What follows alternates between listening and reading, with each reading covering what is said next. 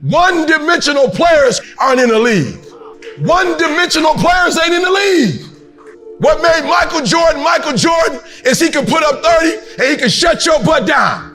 He can play offense, he can play defense. He can play 40 minutes, 48 minutes.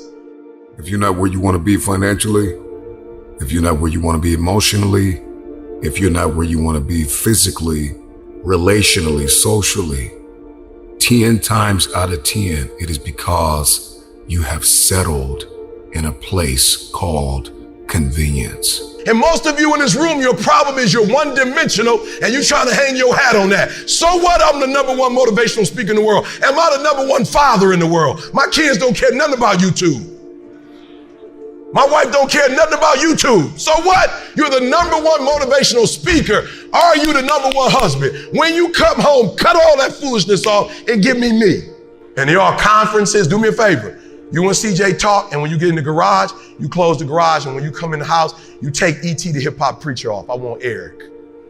I married Eric. I didn't marry E.T. the hip-hop preacher. If you continue to believe that your best work is behind you, then you will never achieve what is ahead of you. So real quick, what you got to let go of? Write it down right now. Let's not play. There's an anointing in this place. What do you need to let go of so you can become 1%? Wealth is a mindset. It's not a dollar amount. No, catch that. Wealth is a mindset. It's not a dollar amount. The wealthy do what the poor won't do. The problem with many of you is that you got fooled, you got complacent, you got lazy. Somewhere along the line, you lost your enthusiasm, your optimism. You lost your hunger. So we're going to talk about the wealthy in a minute. I want you to write it all down. I told you I wake up at 3 o'clock in the morning. I am willing to do what others are not willing to do so I can live like others would never live. Somebody say you get up at 3 o'clock in the morning. Why wouldn't I? Why wouldn't I get up at 3 o'clock? Our ancestors was getting up at 3 or 4, picking cotton. Oh, you thought they was getting up at 9. You thought they was like, picking cotton today? Oh, we're gonna start at 9. We're gonna start at 9 a.m.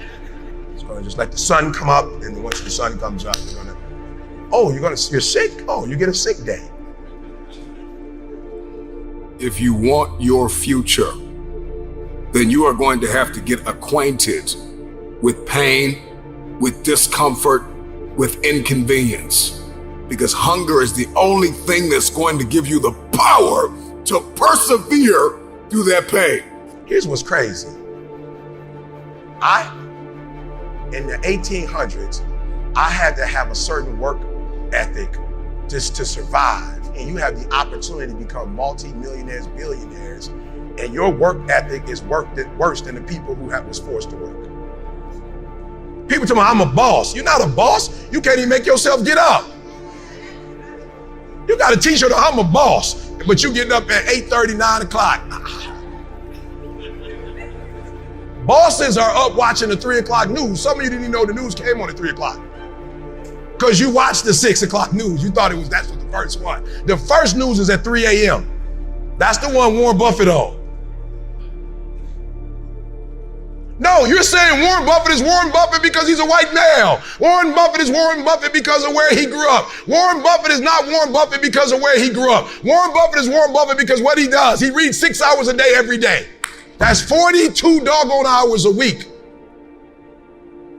So when Warren Buffett makes a decision, he makes a very wise decision. Why? Because he's making it off of 42 hours of reading. You hadn't read nothing. You making decisions off the Housewives of Atlanta.